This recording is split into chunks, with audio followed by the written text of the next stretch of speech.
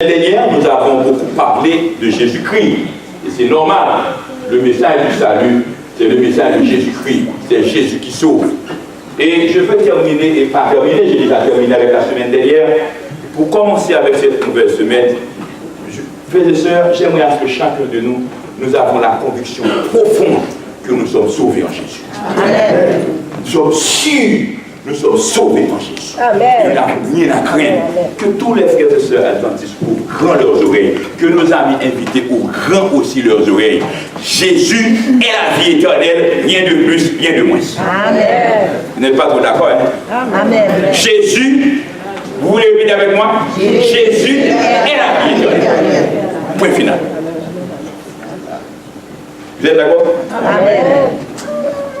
La vie éternelle n'a pas relation avec culture. La vie éternelle, ce n'est pas la religion. La vie éternelle, ce n'est pas le clan. La vie éternelle, ce n'est pas tribu ou groupe. La vie éternelle, c'est Jésus. Amen. Vous êtes sûr de ça? Amen. Et celui qui veut être sauvé, croit en Jésus, se donne totalement à Jésus. Amen. Est-ce que vous voulez être sauvé? Amen. Qu'est-ce que vous devez faire? Se donner totalement à Jésus. Amen. Tout le monde peut dire qu'il croit en Jésus. Ça, c'est une parole. Mais on doit se donner totalement à Jésus. Amen. Pourquoi? Parce que Jésus nous sauve. Amen. Mesdames, Messieurs, chers amis, Dieu nous sauve sans condition. Peut-être que vous savez un peu l'histoire d'Israël. L'histoire d'Israël, c'est micro, c'est de l'échantillon. Et l'histoire de l'humanité, c'est la grande liberté pour tous les hommes sur terre. Réfléchissons un peu. Il faut réfléchir en méditant sur la parole de Dieu. Le sujet de ce soir, Jésus, le législateur. Le législateur, c'est celui qui fait la loi, qui donne des lois. Nous commençons, parce que nous c'est correct, nous avons trouvé la Bible. Merci. J'espère que vous connaissez bien l'histoire du peuple d'Israël. Le peuple d'Israël était en esclavage en Égypte. Et Dieu a libéré ce peuple. Il a lancé l'appel à Moïse. J'ai entendu les cris de mon peuple. Je suis descendu pour le délivrer. Pour ceux qui connaissent un peu la Bible, j'ai une question pour vous. Qu'est-ce que Israël a fait pour que Dieu libère Israël? Rien. Rien. Qu'est-ce que Israël a fait pour que Dieu libère Israël? Rien. N'ayez pas peur de dire rien. Dieu aime Israël. Dieu fait promesse à Abraham. Dieu aime le monde. Dieu aime tout homme. Dieu aime le monde. Dieu vous aime. Rassurez-vous que Dieu vous aime. Dieu aime Israël par amour pour son peuple. Dieu libère son peuple. Mais après la libération d'Israël, Dieu dit à Israël, je serai votre Dieu. Je vous ai libéré. Je serai votre Dieu. Vous serez mon peuple. Maintenant, voici ma loi. Hello. Amen. Dieu n'a pas donné Israël la loi pour qu'il libère Israël. Il a libéré Israël d'abord. Amen. Vous êtes là? Amen. Et ensuite, il a donné sa loi à Israël. Amen. Parce que si je suis votre Dieu, vous devez marcher comme je veux. Amen. Amen. Amen. Dieu nous sauve d'abord. Amen. Quelle que soit la vie de la personne, ne discutez pas ce point. Il peut être dans la rue, il a été gangster, il a été tueur en série, il a été ci, il a été ça. Mais il vient à Dieu avec un cœur humilié, brisé et contrit. Il se repent. Il demande pardon à Dieu en Jésus. Il est pardonné et il est sauvé. Amen. Qu'est-ce qu'il a fait? Le larron sur la croix, qu'est-ce qu'il a fait? Qu'est-ce qu'on fait pour pouvoir sauver? Pour qu'on soit sauvé? Rien. On se donne totalement à Jésus, Jésus nous sauve. Amen. Mais lorsque nous sommes conscients que Jésus nous sauve, maintenant on se donne totalement à Jésus, on marche comme Jésus fait. Amen. Et quand on obéit à Jésus, ce n'est pas une conduite. Jésus t'a tellement aimé, voici ce qu'il a fait pour vous. Et vous en retour, vous ne pouvez ne pas aimer, c'est Jésus. Et naturellement, vous obéissez comme personne libre, sauvée en Jésus, pour faire honneur à Jésus.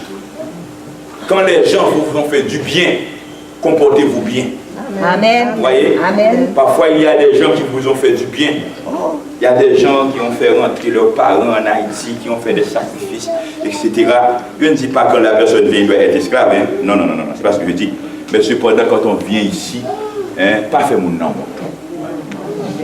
Vous êtes d'accord? Amen. On entre dans le sujet. Jésus, le législateur.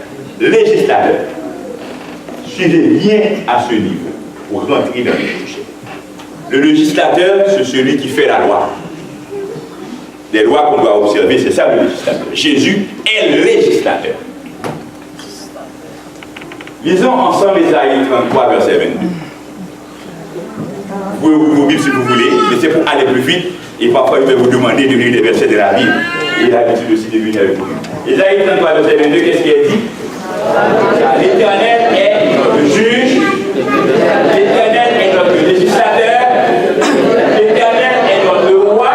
C'est lui qui nous sauve. Amen. Nous allons parler un peu de l'Éternel. Mais tout ce qui est dit ici de l'Éternel, ça concerne directement Jésus. Amen. Jésus est notre juge. Oui ou non? Amen. Le Fils de l'homme dans Daniel 7, sur les nuées. L'ancien des jours, milliers de flammes de feu, 1000 milliers de cervelles, 10 000 millions se tenaient en sa présence, Daniel 7. Les livres s'ouvrent, sont ouverts, et les juges sur le trône. Et le Fils de l'homme, c'est Jésus. Donc Jésus est juge. Après l'expérience de l'histoire du jeune homme riche, j'avais un peu fier. Quand le jeune homme riche, parfois, on attend de sa critique le jeune homme riche de ne pas abandonner ses biens. Et pourtant, nous, de notre côté, là, est-ce que vraiment nous avons aussi le bien pour suivre Jésus? Et puis, quand le jeune homme riche est parti tout triste, ceux qui connaissent l'histoire de Pierre, Pierre avait tout laissé, son filet pour suivre Jésus. Et à Pierre de dire à Jésus, mais nous avons tout laissé pour te suivre. Hein? Nous avons tout laissé. Mais qu'est-ce que nous allons trouver? Et Jésus a dit au renouvellement de toutes choses, quand le Fils de l'homme reviendra pour juger, vous serez sur les trônes et vous jugerez les 12 tribus d'Israël. D'où le grand juge, c'est Jésus. L'Éternel est notre juge, Jésus est notre juge. L'Éternel est notre législateur. C'est notre sujet de ce soir. Jésus est notre législateur. L'Éternel est notre roi. Pendant toute la semaine, nous avons vu Jésus est Messie. Le Messie, c'est loin. Le loin, c'est le roi d'Israël. Et Jésus, comme fils de Dieu, est roi d'Israël. Et Jésus est plus que roi d'Israël. C'est Dieu fait homme qui est roi universel. Il est le roi de tous les rois. Et nous avons répété à plusieurs reprises pendant la semaine, Jésus est mon roi. Amen. Et c'est important pour moi du fait que Jésus est mon roi. Amen. Il est dit ensuite, l'Éternel, c'est celui qui nous sauve. Est-ce que vous pouvez résumer cette phrase en un mot seulement? Jésus sauveur. Jésus sauveur. J'ai besoin de notre mot. Celui qui nous sauve est notre libérateur, c'est vrai. Mais je cherche un autre mot que j'ai répété à plusieurs reprises. Rédempteur.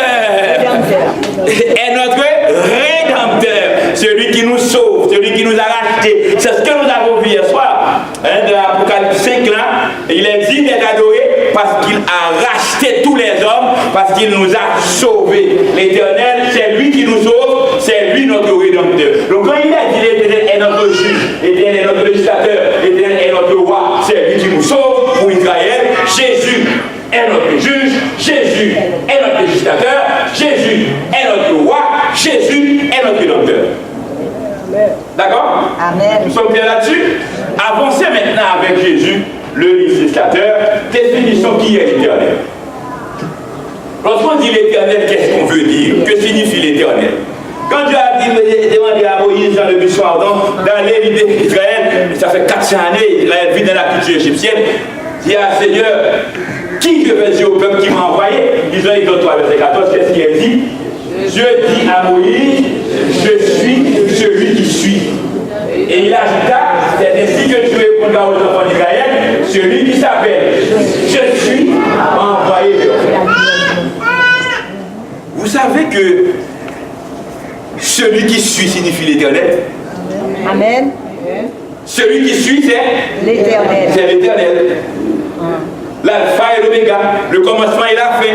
Quand Jésus dit, j'étais mort, je suis ressuscité vivant, celui qui est, qui était et qui vient, c'est celui qui suit. L'éternel, c'est celui qui suit. L'éternel est le je suis éternel. Amen. Le nom, on parle plusieurs noms, mais le nom que l'Éternel a donné lui-même. On dit, oh oui, c'est Jéhovah, je ne dis pas l'Éternel, c'est Jéhovah, c'est Adonai, c'est Yahweh, on donne plusieurs noms. Mais à Moïse, Dieu dit, lui, il s'appelle je suis. Cela veut dire qu'il s'appelle l'Éternel. Il n'a ni commencement, ni fin. Regarde Jésus avec les disciples, et Jean 8, verset 56-58, ils ont ensemble. Abraham, votre père, a tressailli de joie de ce qu'il verrait mon jour. Il l'a vu et il s'est réjoui. Oh, les Juifs ne sont pas contents. Les Juifs ne sont pas contents. Regarde ce qu'ils ont dit au verset 57. Les Juifs lui disent, tu n'as pas encore 50 ans. Et il a dit à Abraham, le patriarche, et Jésus a répondu, verset 38, ils ont ensemble. En vérité, je vous le dis, avant qu'Abraham fût, je suis. Il y a des traductions qui disent avant qu'Abraham fût jeté. Soyons honnêtes. Les amis, on doit être honnêtes dans l'étude de la parole de Dieu. C'est un élément important d'être honnête. Quand vous lisez un verset, même lorsque vous êtes adventiste, et dans l'église adventiste, il semble que ce n'est pas ainsi qu'on interprète le verset. Ne restez pas dans le carcan adventiste. Allez chercher ce que le verset signifie selon le Saint-Esprit de Dieu. Avant qu'Abraham fût, je suis. D'où Jésus dit, lui aussi, il est, je suis. Le nom de Jésus, c'est je suis. Et puisque Jésus est, je suis c'est éternel, cela veut dire que Jésus est l'éternel. Amen. Amen. L'éternel. Pas moi qui dis. Avant qu'Abraham fût, je suis. Nous n'allons pas rentrer encore dans Jésus créateur, nous l'avons déjà fait. Je l'avais dit que l'Éternel est mon juge, l'Éternel est mon législateur, et bien mon législateur c'est Jésus. C'est pour vous faire comprendre là où nous voulons arriver, c'est pour vous rassurer celui qui était sur le mont Sinaï, c'est encore Jésus. Amen. Le mont Sinaï. Et nous allons voir, est-ce que Jésus peut proclamer une loi sur le mont Sinaï, et plus tard que Jésus lui-même encore abolit cette loi ou bien viole cette loi? Mes amis, il faut réfléchir et étudier la parole de Dieu avec notre esprit, Amen. notre intelligence. Amen. 1 Corinthiens 10, verset 4-5, ils ont ensemble. Et ils ont tous vu dans le même breuvage spirituel, car ils buvaient à un rocher spirituel, il les suivait. Ce rocher était Christ. Celui qui était dans le désert avec le peuple, le rocher, la nuée, le feu, c'était qui? Christ. Mais la plupart d'entre eux ne furent point agréables à Dieu, puisqu'ils périrent dans le désert, il était désobéissant. Maintenant, avançons. La proclamation de la loi de Dieu sur le mont Sinaï fut une inoubliable démonstration de puissance. Là, c'est Jésus dans sa gloire, c'est l'Éternel dans sa gloire, c'est le je suis éternel dans toute sa puissance. C'est pourquoi, pour nous sauver, Dieu a mis de côté sa gloire. Il a mis de côté sa gloire pour se faire homme. C'est ce qu'on appelle l'incarnation de Dieu.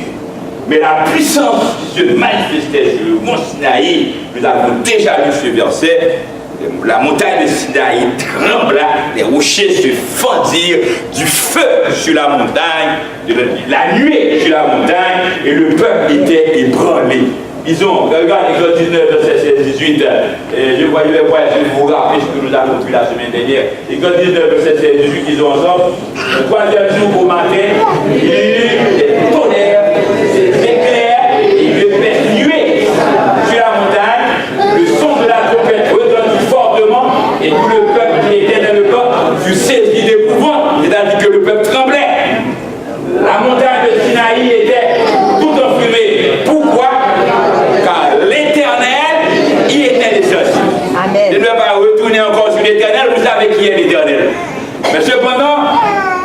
Dans notre série là, j'aime beaucoup là où il est dit une épaisse nuée était sur la montagne.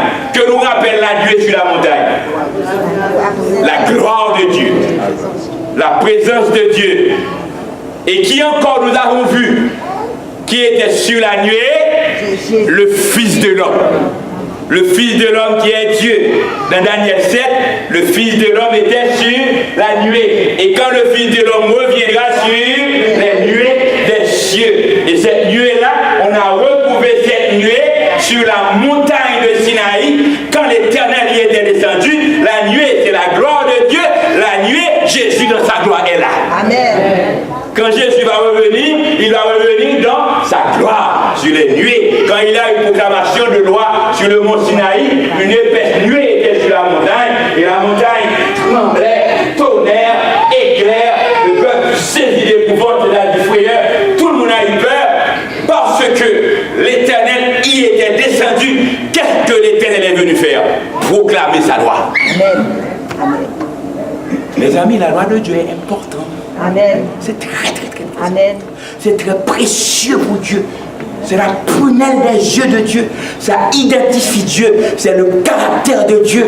Et rejeter la loi de Dieu, c'est rejeter Dieu lui-même. Amen. Hello?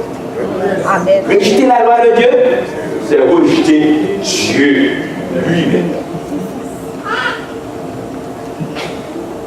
Verset 18-21. Le peuple va dire à Moïse, c'est trop fort pour nous là. Nous ne pouvons pas monter, mais c'est Moïse qui a monté. Mais vous ne vous êtes pas approché d'une montagne qu'on pouvait toucher et qui était embrasée par le feu. Et ce spectacle était si terrible que Moïse dit, je suis épouvanté et tout tremblant. Cela veut dire que même Moïse, quand il devait aller rencontrer Dieu sur la montagne, Moïse a eu peur. Moïse a eu peur parce que Moïse était épouvanté.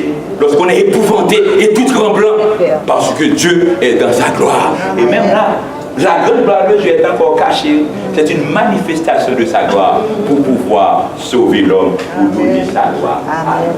Le texte de la loi compose 10 paroles. Les 10 commandements et fut inscrit sur 2 tableaux de pierre. Il est dit que l'Éternel écrivit sur les 2 tableaux de pierre les paroles de l'alliance, les 10 paroles. Exode 34, verset 28. Ce n'est pas Dieu qui a écrit la Bible, ce sont les serviteurs de Dieu poussés par le Saint-Esprit. Mais quand Dieu lui-même a décidé d'écrire les 10 commandements, examinez vous-même, réfléchissez vous-même, c'est très important pour Dieu. Vous êtes d'accord? Parce que les rois ont leur secrétaire. Mais quand le roi décide lui-même d'écrire, c'est quelque chose de spécial. Nous avons parlé de Jésus dans l'histoire et nous avons souligné pour vous, peut-être on ne s'était pas rendu compte, Jésus n'est pas écrivain, Jésus n'a pas écrit. Les évangiles, la Bible, on n'a pas trouvé les traces de ce que Jésus a écrit. Mais à travers toute la parole de Genèse à Apocalypse, les théologiens ont donné cette explication que j'aime beaucoup. On a trouvé Dieu écrire à 2 reprises. Il a écrit les 10 commandements sur les 2 tableaux de pierre. Le dernier, c'est Dieu qui a écrit les 10 commandements avec ses propres doigts. J'aime toujours raconter cette anecdote. Une sœur m'a appelé un jour pour dire, voici, elle discutait, elle est en train de parler de la Bible avec quelqu'un qui est servante de Dieu. Et puis cette servante lui a dit, si vous êtes en mesure de me prouver dans la Bible que c'est Dieu qui a écrit les 10 commandements, je vais accepter les 10 commandements sans rejeter une virgule. Et la sœur m'a appelé pour me demander quel est le verset. Je lui ai donné des versets. C'est Dieu lui-même qui l'a écrit. Amen. Amen. N'écoutez pas un pasteur, un prêtre, un homme de l'église qui vous dit que les 10 commandements sont abolis, parce que Dieu n'est pas aboli, Dieu est là. C'est Dieu lui-même qui a écrit les 10 commandements. Ça ne peut pas être aboli. Il l'a écrit de ses propres lois. À 2 reprises, l'explication des théologiens, Dieu a écrit. Il a écrit les 10 commandements sur les 2 tableaux de pierre. C'est gravé, ça va rester. Et lorsqu'on accusait la femme adultère, on a vu Jésus écrit par terre. Hein? Et il a écrit les péchés des uns et des autres par terre. Et ce que Jésus a écrit par terre, quand la pluie tombe, quand on commence à marcher là-dessus, ça va effacer. Le désir de Dieu, c'est d'effacer tous nos péchés, mais sa loi est éternelle. Amen. Dieu veut effacer nos fautes. C'est nous, si nous voulons rester attachés au péché, nous restons dans la désobéissance, mais Dieu prend plaisir à effacer nos péchés. Décalogue signifie 10 paroles. Déca, 10 logos paroles. Et le Théologos 4, verset 13 disait avec moi, l'Éternel publia son alliance, il vous ordonna d'observer les 10 commandements et il les écrivit sur 2 tables de pierre. L'alliance de Dieu. Il publia son alliance à son peuple, à Israël. Et son alliance, ce sont ces 10 commandements. Et notez bien, l'alliance de Dieu depuis Adam en naissant Éden, il y a continuité, renouvellement, mais Dieu a une seule alliance. Dieu a une seule alliance. L'alliance avec Abraham, il n'a pas demandé obéissance à Abraham. Suivez-moi bien. L'alliance avec Abraham, il n'a pas demandé obéissance à Abraham. Si vous allez, mais vous allez voir qu'Abraham de par lui-même a obéi. Amen. Dieu n'a pas demandé obéissance à Abraham. Allez étudier la Bible en profondeur. Il a fait promesse à Abraham. Et c'est en fonction de cette promesse qu'il a libéré Israël. Amen. Amen. Tout c'est la même alliance. Amen. C'est en fonction de son alliance qu'il a libéré Israël. Amen. Et Dieu continue de l'alliance. Maintenant, une fois libéré Israël, il a donné ses 10 commandements. Maintenant, les 10 commandements font partie de son alliance. Amen. Et si vous rejetez les commandements de Dieu, vous n'êtes pas dans l'alliance de Dieu. Hélas. C'est clair que ça. Et nous continuons. Les 10 commandements révèlent une si grande importance aux yeux de Dieu que celui-ci décida de les écrire lui-même de son propre droit. Nous sommes d'accord là-dessus. Exode 31, verset 18 et Exode 32, verset 7, les tables étaient l'ouvrage de Dieu, l'écriture était l'écriture de Dieu gravée sur les tables de pierre. Et c'est encore plus important. Comment il descendait la montagne avec les 10 commandements? Le premier commandement dit, nous allons voir, tu n'as pas d'autre Dieu devant ma face. Le Seigneur fasse grâce. Et quand Moïse, à sa descente, qu'est-ce qu'il a trouvé? Le peuple qui a dans un veau d'or, d'où le peuple est en train de violer le premier commandement. Moïse entend humain comme humain. Moïse s'est révolté. Vous vous imaginez Dieu a porté Israël sur ses ailes d'aigle. Dieu, en créole, nous pouvons dire que bon Dieu portait Israël sous dos. Dieu a fait route à Israël. Et puis Israël arrive quelque part, Israël a fait un petit bœuf en or, et il dit c'est ce petit bœuf qu'il a libéré. Tu vois? Et pourtant, mes frères, vous savez, vous et moi, parfois nous faisons comme Israël. Dieu fait beaucoup de choses pour nous. Nous sommes en vie, c'est grâce à Dieu. C'est grâce à Dieu que nous sommes en vie. Et parfois nous oublions Dieu. Nous pensons que c'est la force de notre travail, c'est notre intelligence, c'est le médecin, c'est la science, c'est la technologie. Dieu soutient toutes choses. Et Dieu est tellement bon et amour. Les gens qui sont contre Dieu, parfois, on a l'impression que ce petit Dieu aime les gens beaucoup plus. Mais oui. Mais non, c'est pas vrai, Dieu aime tout le monde de la même façon. Mais parfois, les gens font tellement de choses. Et Dieu fait tellement de grâce aussi. Et c'est à peu près par rapport à un enfant prodigue. Parfois, l'enfant obéit. C'est pas que vous avez tendance à le négliger. Mais c'est normal. L'enfant jouit de ton amour. Mais l'enfant qui est en détresse, qui est en difficulté, vous avez tendance à manifester plus d'amour envers cet enfant. C'est l'apparence qui est ainsi, mais ce n'est pas la réalité. Dieu nous aime tous. Alors, c'est pour vous dire là, il faut faire très attention lorsqu'on rejette les commandements de Dieu, la loi de Dieu, on fait comme Israël, qui a dit c'est le petit bœuf qui va libérer, et pourtant c'est Dieu qui a tout fait pour Israël. Les principes de la loi de Dieu sont éternels. J'aimerais que nous comprenions ça. Nos amis comme nos frères et sœurs. N'oubliez jamais ça. Les principes de la loi de Dieu sont éternels. Et voici ce que j'aime avec la loi. Ce soir, j'aimerais que nous réfléchissions. Lisons Isaïe 48, verset 10. Isaïe 48, verset 18. Et vous avez votre Bible marquée sur le verset. Vous pouvez souligner ce verset. Isaïe 48, verset 18. Qu'est-ce qu'il dit? Oh, si tu étais attentif à mes commandements, ton pied est sur le fleuve et ton bonheur. Quand nous obéissons au commandement de Dieu, le premier bénéficiaire, c'est nous. Nous nous faisons du bien. Et le bonheur de l'homme est dans l'obéissance au commandement de Dieu. Amen. Le bonheur de l'homme, ça vous fait du bien. Isaïe 42, verset 21, disons ensemble, l'Éternel a voulu pour le bonheur d'Israël publier une loi grande et magnifique. Amen. J'ai une certaine façon d'étudier la Bible. Parce que Dieu ne fait pas d'exclusivité. Dieu s'est servi d'Israël comme un micro pour le macro. Les promesses qui ont été faites à Abraham depuis Genèse 12, c'est toutes les nations de la terre. Et ces promesses sont pour moi. Et très souvent, en lisant les promesses faites à Israël, j'aime remplacer mon nom. Amen. Quand on dit Israël, je dis Ludeos. Amen. Hein? Et si vous remplacez par votre nom, chaque personne peut dire son nom, moi je vais dire mon nom aussi. Vous êtes d'accord? L'Éternel a voulu, pour le bonheur de... Hein? Vous pouvez répéter mon nom. L'Éternel a voulu, pour le bonheur de lumière, publier une loi grande et magnifique. La loi de Dieu est pour mon bonheur. C'est pour votre bonheur. Et quand vous obéissez à Dieu, vous êtes bien. Vous vous protégez. Et notez bien, la loi est là pour vous protéger. Amen. Nous sommes conscients de ça? Et même les lois de la société, la loi est là pour vous protéger. Amen. Si vous me permettez une petite parenthèse, Haïti a un seul problème, on ne respecte pas la loi. Vous avez pu aller en Haïti, vous êtes en danger. Pourquoi? Parce que la loi n'est pas respectée. Et pourtant, on veut que la loi soit abolie. Alors, soyons pas équilibrés. Quand il y a une loi dans ce pays qui dit que vous ne pouvez pas traverser le feu rouge, qui est protégé? Vous êtes protégé. Amen. Et les gens sont protégés. Imaginez-vous qu'il n'y a pas de loi et que tout le monde peut conduire comme il veut. Avez-vous l'habitude d'être sur la route de l'aéroport, au portail de Hogan, il y a feu rouge, les gens arrivent dans le feu rouge. Le camion, il faut qu'on libère. Je suis où là? Mais il y a feu rouge. Quand il y a feu rouge, on arrête. Et vous voyez? Et puis vous voyez la voiture traverser carrément, et puis il y a feu rouge. La loi est pour votre protection. La loi est pour votre bonheur. La loi est pour votre bien-être. Amen.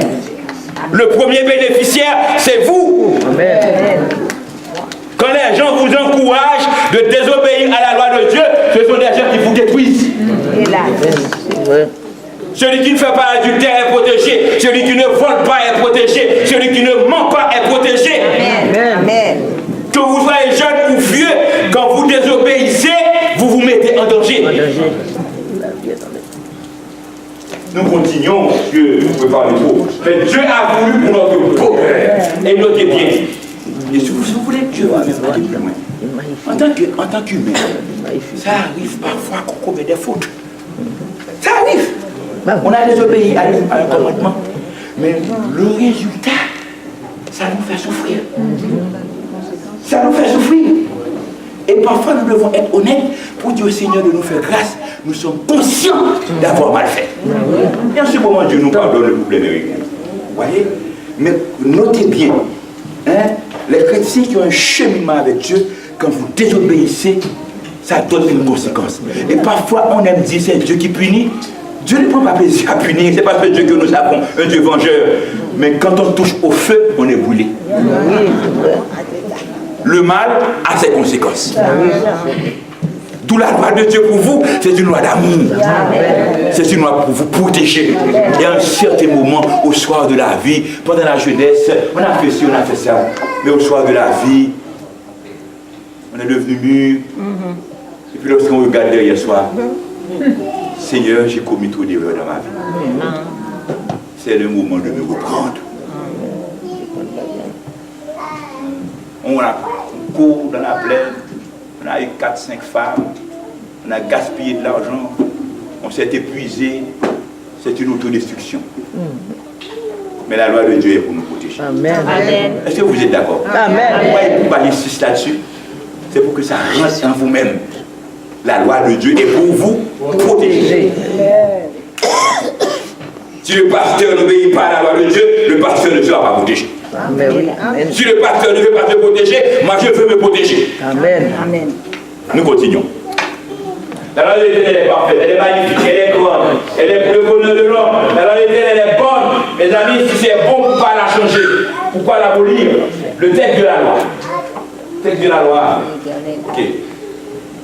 Ainsi débute le texte de la loi de Dieu. Alors Dieu prononce à toutes ces paroles en disant: je suis l'Éternel qui a fait sortir du pays d'Égypte de la maison de servitude. Je vais porter une simple précision pour continuer. Dieu dit à Israël: je suis l'Éternel, ton Dieu. Dieu donne sa loi à son peuple.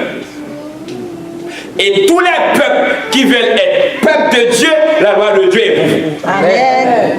D'accord? Mais si vous ne voulez pas être peuple de Dieu, il faut faire très attention. Lorsqu'on dit la loi de Dieu n'est plus là. Parce que si vous ne voulez pas être peuple de Dieu, maintenant la loi de Dieu n'est pas pour vous. La loi au Canada, c'est pour les Canadiens. La loi aux États-Unis, c'est pour les Américains. La loi en Haïti, c'est pour les Haïtiens. Quand on vit dans le pays, ou bien, etc. La loi de Dieu est pour les enfants de Dieu. Amen. C'est ça? Amen. Est-ce que l'Éternel est ton Dieu? Amen. Amen.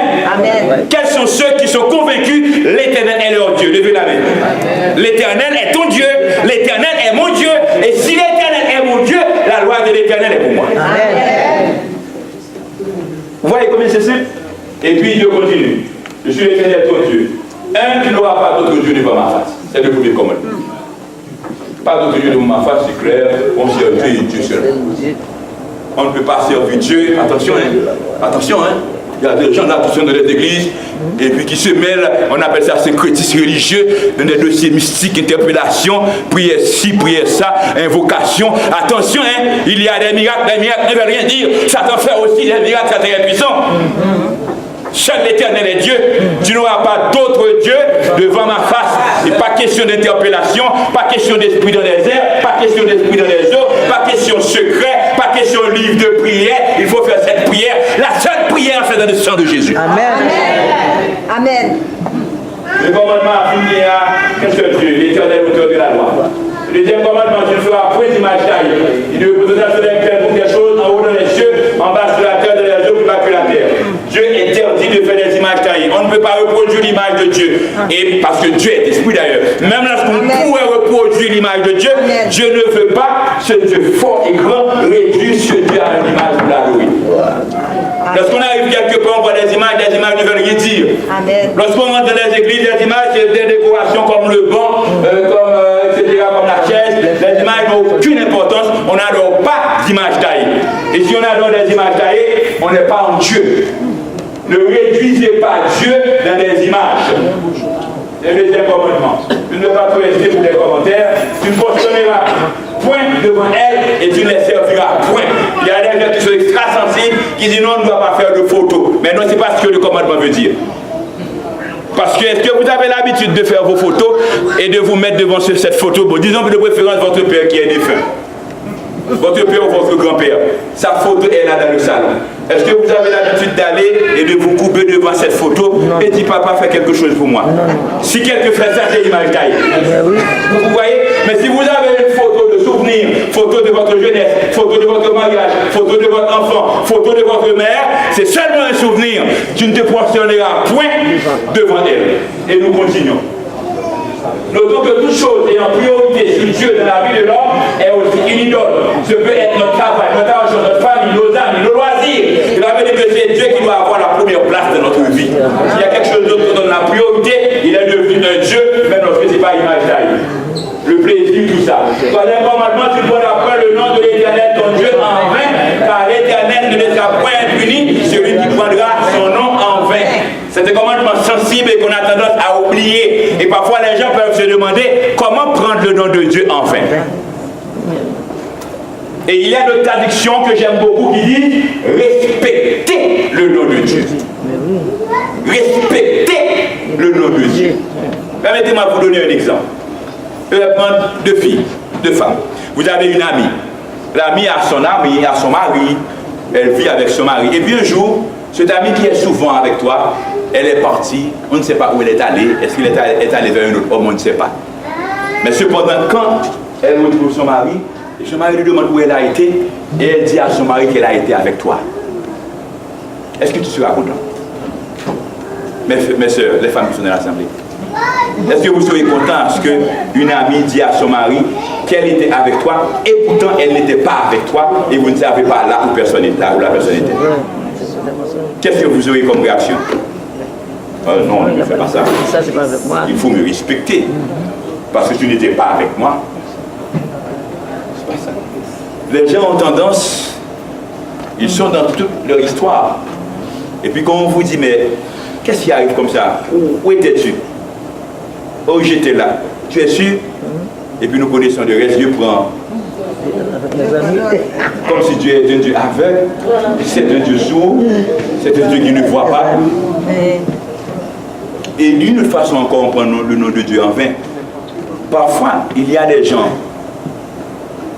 vous arrivez quelque part, vous dites que vous êtes chrétien. On vous reçoit parce que vous dites que vous êtes chrétien. La personne vous fait confiance dans ses entreprises, dans sa maison, avec ses biens, parce que vous dites que vous êtes chrétien. Peut-être vous êtes mal pris, il peut même vous emprunter de l'argent parce que vous dites que vous êtes chrétien. Mais quand vous dites que vous êtes chrétien, c'est pas vous qu'on a bien accueilli, mais c'est parce qu'on sait qu'un enfant de Dieu est quelqu'un de bien. Amen. D'accord? Et puis maintenant, vous avez trompé cette personne. Hello? Est-ce qu'on prend le nom de Dieu en vain ou non? Est-ce que le nom de Dieu est honoré? Dieu dit à Israël, vous avez sali mon nom. D'où l'enfant de Dieu ne va pas prendre le nom de Dieu en vain. Respectez le nom de Dieu. C'est pas que vous ne faites pas des erreurs. Même avec quelqu'un, on peut faire des erreurs. Et quand on fait des erreurs, on s'excuse, on se confesse. Mais il faut respecter le nom de Dieu. Amen. Nous continuons. Le 4e commandement, écrit verset 8 à 10, disons ensemble. Ne mets pas le jour du repos pour le sanctifier. Il travaillera 6 jours. Il fera tout un ouvrage. Mais le 7e jour, le jour du repos de l'Éternel, ton Dieu. Allez-y, tu ne feras aucun ouvrage, ni toi, ni ton fils, ni ta fille, ni ton serviteur, ni ta servante, ni ton bétail, ni l'étranger qui est dans tes portes. Mais le dernier verset, très important pour nous, verset 11. Car en 6 jours, l'Éternel a fait les cieux, la terre et la mer, et tout ce qui est contenu, et il s'est reposé de ses yeux. C'est pourquoi? Les 4 êtres vivants et les 24 vieillards adorent Dieu dans le ciel. Pourquoi? Parce que Dieu a créé toutes choses. Dieu demande à ses enfants, et la question que vous devez vous poser, est-ce que je suis enfant de Dieu? C'est pas est-ce que je suis pas ça, c'est pas ce qui est important. C'est est-ce que je suis enfant de Dieu? Dieu demande à ses enfants, les enfants qu'il a créés, de l'adorer le 7e jour qu'il a établi lui-même comme jour d'adoration pour ses enfants de l'adorer. Et ceci depuis Genèse 2, verset 3, Dieu bénit le 7e jour et le sanctifia, parce qu'en ce jour, il se reposa de toute son œuvre qu'il avait créée en la faisant. Dieu n'avait pas besoin de repos. Et certains disent que Dieu avait pris 1000 ans ou 100 ans pour créer les choses. Les jours, ce n'est pas vrai. Dans Genèse 1er, un jour c'est un jour littéral, un soir, un matin. Si quelqu'un dit que le jour de la première semaine, le jour est égal à 1000 ans, eh bien il va me dire dans ces 1000 ans, qu'est-ce qui représente soir, qu'est-ce qui représente matin. C'est 6 jours littéraux que nous avons. Dieu a créé pendant 6 jours. Dieu n'est pas fatigué après sa création. Dieu, le 7e jour, s'est reposé. C'est 1, pour contempler sa création. 2, quand ses enfants doivent l'adorer, nous adorons le Dieu créateur. Amen. Mesdames, messieurs, chers amis, chers frères et sœurs, comme Philippe a dit à Nathanaël, viens et vois, quand quelqu'un est conséquent avec Dieu, il accepte Jésus qui lui sauve, et il accepte les commandements de Dieu. Adorer Dieu de concert avec les vieillards et les êtres vivants. Accepter ce 4e commandement, il y a bénédiction, il y a grâce et il y a puissance. Amen. Amen. Ne pas rester, on va retourner sur ce commandement. Ok, nous pouvons continuer. Le 4e commandement, Dieu nous demande de nous souvenir du 7e jour, de le sanctifier et de le glorifier, de contempler la nature et d'être conscient que c'est Dieu, notre Créateur. Maintenant, 7e commandement. Notre Père et ta mère. Honore ton Père et ta mère afin que tes jours se prolongent dans le pays que l'Éternel, ton Dieu, te donne. C'est un commandement de Dieu. Il y a un commandement de Dieu pour les enfants, c'est un commandement de Dieu pour toute personne, pour tout homme. Honore ton Père et ta mère. Respectez tes parents. Les parents ont besoin d'être respectés. Nos parents, nous avons fait rentrer, il y a des parents peut-être qui n'avaient jamais espéré qu'ils seraient au Canada. Mais Dieu a fait grâce. Dieu nous a conduits au Canada. Par la grâce de Dieu, nous sommes venus, nous avons fait rentrer nos parents au Canada, que nous les honorons, que nous les respectons. On n'a pas fait rentrer les parents pour qu'ils soient esclaves. C'est vrai qu'ils peuvent nous aider avec les enfants, mais notez bien que les parents sont adultes. Nous leur devons respect. D'accord? Et puis quand le gouvernement donne l'argent pour les adultes, bah, comme nous Amen. Amen. Quand on donne de l'argent pour les adultes, bah, grand moun yo kopio. Pas faire projet par nous sur Kop Grand Mounio. Ils sont des adultes, ils ont besoin de leur argent, ils ont besoin de leur autonomie, ils ont besoin d'être indépendants. C'est ça, honorer les parents. Certainement, vous avez bien fait en les faisant venir ici. Mais pas seulement pour votre service. Certainement, dans l'avion, on doit s'entendre. Je vous sers, vous me servez. C'est bien. Mais il faut respecter les parents. Il faut honorer les parents. Honore ton père et ta mère, afin que tes jours se prolongent dans le pays que l'Éternel, ton Dieu, te donne. Dieu nous oblige à respecter nos parents. Ne dites pas que vous êtes au Québec, etc. Ne touchez pas à un enfant. Non, les parents ne vont pas maltraiter les enfants. C'est pas ce que nous disons. Mais cependant, avant d'être Québécois ou Canadiens, nous sommes des enfants de Dieu. Amen. Dieu demande aux parents aussi de ne pas s'irriter contre les enfants. Mais Dieu demande aux enfants de respecter les parents, de les honorer. Et Dieu prend plaisir à cela. Alors, aimer Dieu et les prochains. Aimer les prochains, aimer les prochains. Il n'y a plus de loi. Et bien comment on va aimer les prochains si on ne respecte pas ses parents? Quel amour du prochain? On chante bien, on chante, on prêche, on dit les bonnes choses. Et puis chez vous, vous maltraitez vos parents. Que le Seigneur nous fasse grâce. C'était le cas pour vous et pour moi. Que nous nous confessons et que Dieu soit. Amen. Tu ne tueras point. Et le sixième commandement va plus loin que le simple maître. Il implique également le respect de la vie, la négation de la guerre, du crime et du suicide. Ici, c'est un pays, les gens se suicident beaucoup. Et bien, dans chaque société, je crois avoir entendu ou lu dans cette semaine, c'est quelqu'un qui n'est pas chrétien qui parle, dans les sociétés où les gens sont athées, le taux de suicide est plus élevé. Les gens qui ne croient pas en Dieu, là, tu ne tueras point. On tue avec poison, on tue avec les armes de guerre, on tue aussi avec la langue.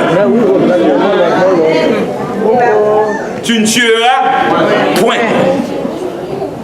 C'est le respect de la vie. Nous allons là plus loin. C'est le respect de l'intimité de la personne. C'est le respect de l'intégrité de la personne.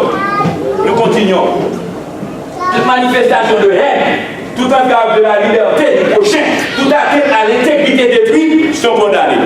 Toute manifestation de haine, peut-être vous pensez que vous n'avez pas tué, mais comme on dit là, parfois il y a un regard. Il y a des regards qui sont plus durs. Mon cœur, vous êtes dans la journée là, ici là. Parfois on ne tue pas avec les armes, avec le poison, mais il y a des coups de chaud dans le tue.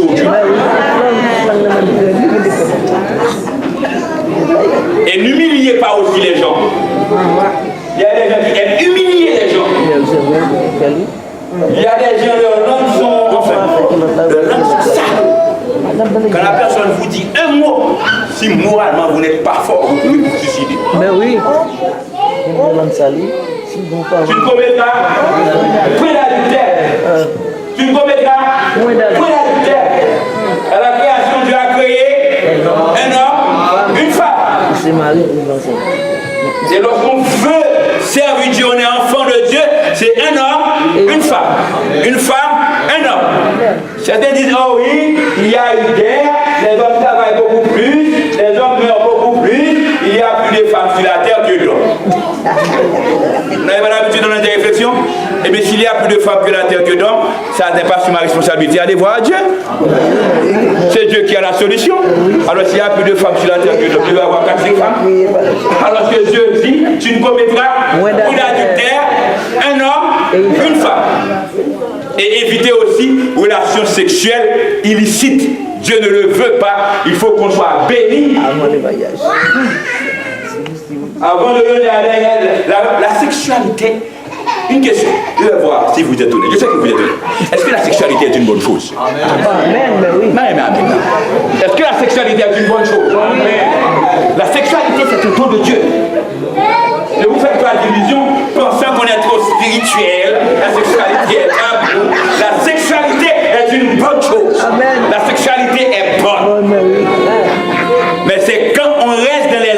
de la parole de Dieu.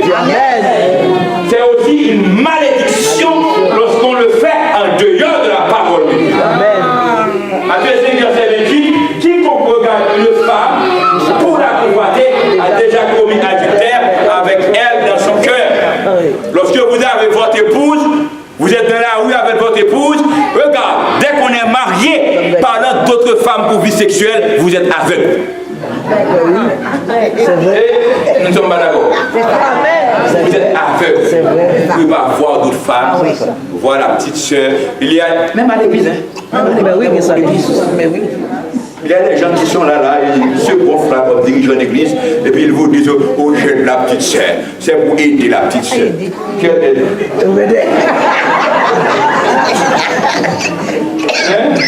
Tu lui donnes, elle te donne. C'est le commerce. Et si on veut être honnête, c'est la prostitution. Si on veut être honnête, c'est la prostitution. Pas question, tu veux l'aider sans rien en retour. C'est ainsi qu'on est. Et certaines fois aussi, hein, en tant que femme, gardez votre dignité.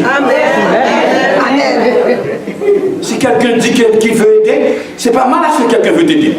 Mais s'il commence à chose, il ne va rien te dire, puisqu'il aide, il te donne de l'argent, il commence par te toucher, etc. Regarde. Non, ça n'arrive pas jusque-là.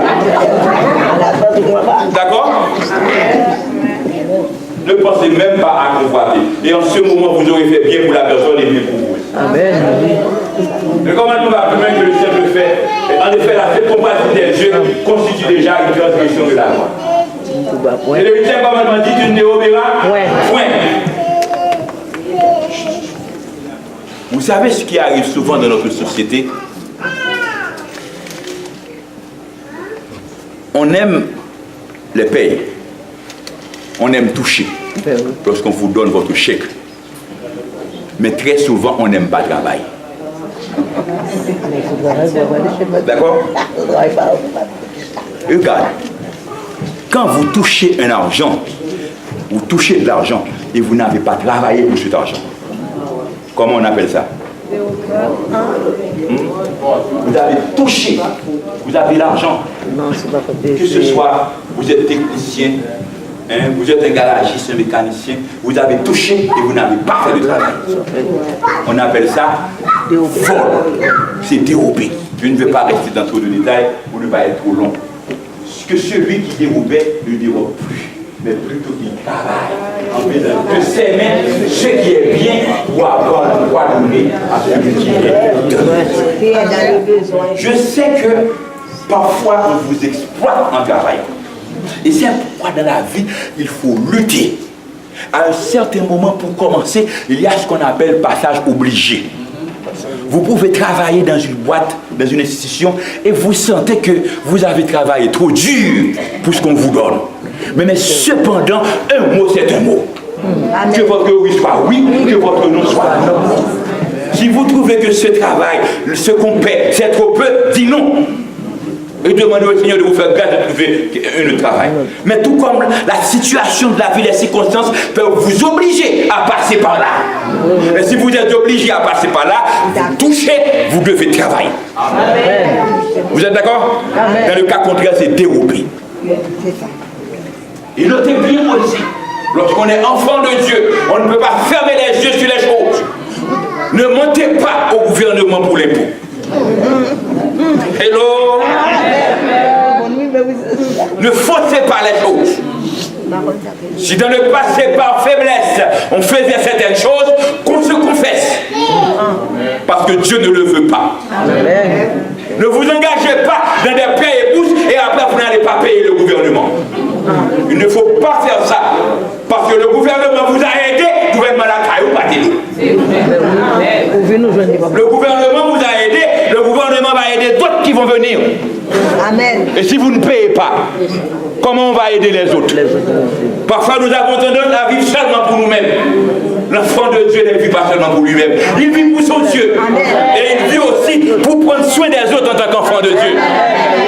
Et en tant qu'enfant de Dieu, nous avons une responsabilité charité vis-à-vis des autres. Amen. Il arrive que nous n'avons pas le moyen, mais quand Dieu nous donne, ce que Dieu nous donne est à Dieu. S'il faut aider les autres, il est de notre devoir d'aider les autres. Amen. Nous sommes dans une société capitaliste où l'Église est déviée, l'Église perd sa vocation, mais c'est pourquoi vous vivez comme enfants de Dieu. Et en vivant comme enfants de Dieu, c'est à travers la loi de Dieu. Amen. L'Église est mêlée de des scandales de corruption, c'est parce qu'on a abandonné la loi de Dieu. Ce n'est pas été pasteur pour impôt, les gars font bonne corps, etc. C'est normal, ils ont dit que la loi est abolie. Ils peuvent faire ce qu'ils veulent. L'Église adventiste a beaucoup. Atteindre la propriété d'autrui, quelle que soit la forme, constitue une violation du 8e commandement. Nous devons nous procurer ce dont nous avons besoin par un travail honnête et conscient. Allons vers le 9e commandement. Tu ne porteras pas de faux témoignages contre ton prochain. Faux témoignages. Faux témoignages. En beau créole, on dit ça. Parlez-nous mal. Faites-en. Oh, l'Église viole trop ce commandement. Amen. Hélas. Voici ce que vous devez faire. Dites la vérité chacun à son prochain. Jugez dans vos corps sur la vérité en vue de la paix. Que nul dans son cœur ne pense le mal contre son prochain. N'aimez pas le faux serment. Il y a des gens qui vont sermenter et jurer et puis ils pèlent leur pouce parce qu'ils savent. Car ce sont là toutes les choses que Dieu hait, dit l'Éternel. L'Éternel hait le mensonge parce que Dieu est Dieu de vérité. Le mensonge et la médisance ne peuvent servir à cause de Dieu. La parole doit être un outil d'édification. Le chrétien est un serviteur de la vérité. Amen. La parole doit être un outil d'édification. Ça va encore plus loin, mesdames et messieurs, en parlant de médisance. Certaines fois, il y a des gens qui vous disent, mais non, je ne dis rien de mal parce que je dis la vérité. Même la vérité sur une personne, si ça n'édifie pas la personne, si ça n'est pas nécessaire. Amen. Est-ce que vous comprenez? Il y a une petite histoire que j'aime raconter. Permettez-moi de la raconter. Il y avait un monsieur en Haïti qui avait volé un capri. Une chèvre, un capri. Et en Haïti, quand on est voleur de capri, on vous appelle 28. Vous savez ça, hein? Vous qui étiez dans le monde là, bon, certains ne connaissent pas. On vous appelle 28. 28, pourquoi 28? C'est-à-dire que si on va jouer au loto, quelqu'un a volé un capri dans un rêve, quand vous vous levez demain matin, pour ceux qui jouent à la loto, à chez le petit bonnet, vous allez jouer 28 ans. Oui, vous ne savez pas ça. Vous n'êtes pas bon ici. En Haïti, là, pour les capris, tu vois, il est comment? Quelqu'un dans son jeune âge avait volé un cabri en Haïti, et puis les élèves, quand ils reviennent de l'école et voient ce monsieur, à chaque fois qu'ils voient ce monsieur de la rue, 28! Pierre! 28! Vous savez, les enfants, les élèves, etc. Et puis le temps a passé, ce monsieur vit à Manhattan. Il a voyagé, sa vie a changé, il est devenu même millionnaire, il roule en Jaguar, costume blanc, badine, sa verge, etc. Il est bien à Manhattan. C'est quelqu'un qui est bien à Manhattan. Et puis un ancien élève qui est chez un de ses anciens condisciples dans le temps en Haïti, et son camarade a une entreprise à Manhattan. Et maintenant, voici que 28 qui arrive au volant. Il est rentré dans l'entreprise, il a parlé avec l'autre. En tant qu'Haïtien, se connaît, mais l'autre camarade, il vient d'Haïti. Et puis, au départ du monsieur, il a dit, est-ce que vous vous souvenez de ce monsieur? Il dit, oh ben non, ce monsieur-là, sa tête rasée, son costume blanc, et puis badine Jaguar. Non, je ne connais pas le monsieur. Est-ce que vous vous rappelez de 28?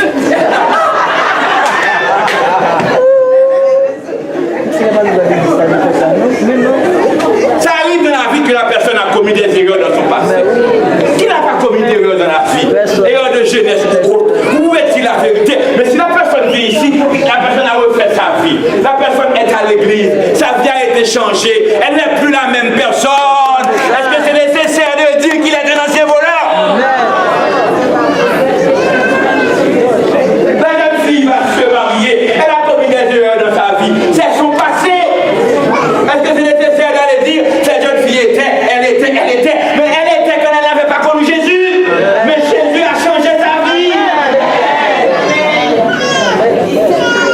Nos paroles doivent être des paroles édifiantes. Amen.